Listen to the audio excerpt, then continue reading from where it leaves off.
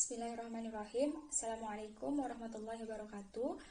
Perkenalkan, nama saya Ida Wayuningsih, perwakilan dari kelompok 1 dengan anggota teman saya yang lain yaitu Igusti Ayudian Apriliani dan Galbi Hilafatul Kudus. Ingin menyampaikan hasil diskusi kami mengenai analisis SWOT dan analisis RPS atau rencana pengembangan sekolah. Analisis SWOT merupakan salah satu metode analisis situasional yang menitikberatkan pada identifikasi beberapa faktor secara sistematis untuk merumuskan strategi perusahaan, organisasi, ataupun lembaga. SWOT sendiri merupakan akronim atau singkatan dari strength atau kekuatan, weakness atau kelemahan, opportunity atau peluang, dan threat atau ancaman. Strength atau kekuatan merupakan faktor internal yang berasal dari dalam yang cenderung memiliki efek positif sehingga mampu untuk mencapai tujuan dari suatu lembaga atau organisasi. Weakness atau kelemahannya merupakan faktor internal yang berasal dari dalam yang cenderung memiliki efek negatif untuk menghalangi dalam pencapaian tujuan suatu lembaga. Lalu ada opportunity atau peluang yang merupakan faktor eksternal yang berasal dari luar cenderung memiliki efek positif dalam pada pencapaian suatu tujuan. Lalu threat atau ancaman ini juga merupakan faktor eksternal atau kondisi yang cenderung memiliki efek negatif pada pencapaian suatu lembaga atau organisasi di mana tujuan tersebut malah sulit untuk dicapai. Di sini kami memilih menganalisis rencana pengembangan sekolah SDN 1 Cakra Negara. Dari RPS ini dapat kami identifikasi komponen SWOT dalam RPS ini, yaitu yang pertama, kekuatan atau strength-nya terletak pada kurikulumnya yang ideal, guru yang berpengalaman, etos kerja yang tinggi, maupun gedung sekolah yang mendukung dan memadai. Lalu yang kedua, kelemahan atau weakness-nya yaitu dananya terbatas, sarana belum memadai, sumber daya manusianya belum merata. Lalu yang ketiga yaitu peluang atau opportunity, di mana adanya partisipasi pengurus, komitenya tinggi, minat masyarakat menyekolahkan anak tinggi, dan adanya pembinaan atasan yang intensif. Lalu yang keempat, ancamannya yaitu tingginya angka siswa remedi akibat belum tuntas, lalu adanya tuntutan prestasi belajar, sebagian ekonomi orang tua siswa juga masih lemah, lalu adanya ancaman arus globalisasi. Lalu dalam RPS ini terdapat rencana jangka pendek, jangka menengah maupun jangka panjang. Rencana jangka pendeknya itu yang pertama pada bidang kurikulum, menyusun soal yang baik dan benar, membuat program semester, adanya rencana pengajaran, lebih memantapkan seluruh kegiatan ekstrakurikuler yang sudah berjalan sebelumnya.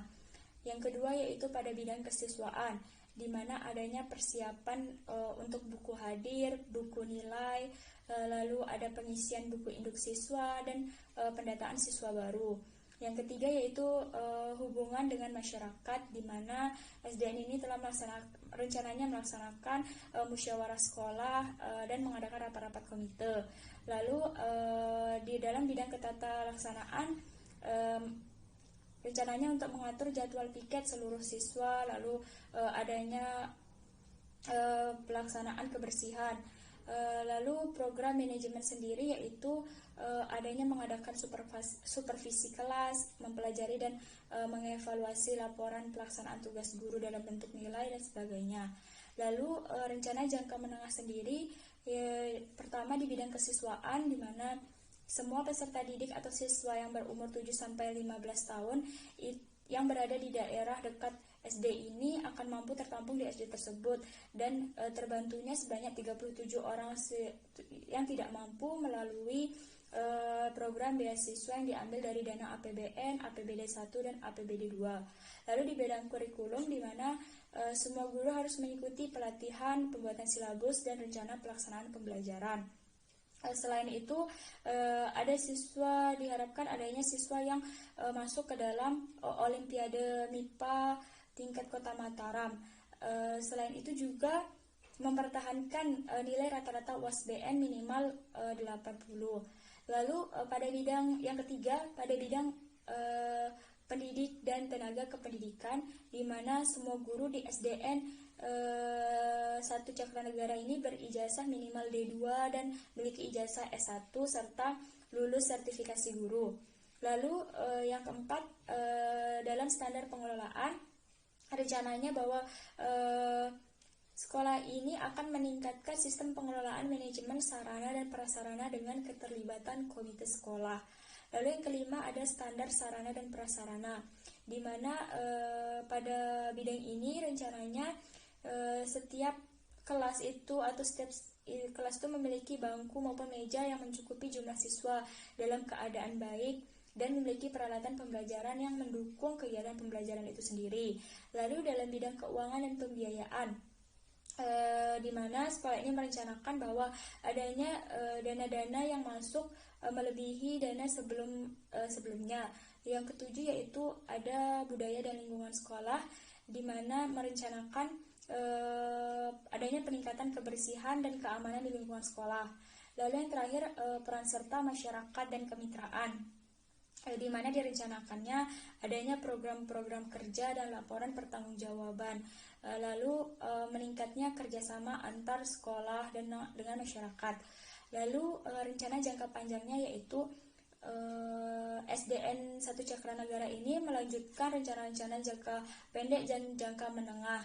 Lalu menciptakan lingkungan sekolah yang sehat dan indah.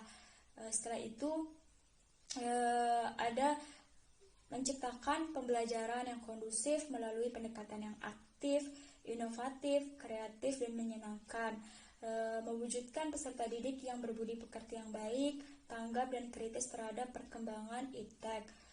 Yang terakhir yaitu menciptakan siswa-siswi yang mampu berdaya saing, mandiri, unggul, berprestasi, serta peka terhadap lingkungan. Sekian yang dapat saya sampaikan. Mohon maaf jika ada kesalahan. Terima kasih, semoga bermanfaat. Saya akhiri. Wassalamualaikum warahmatullahi wabarakatuh.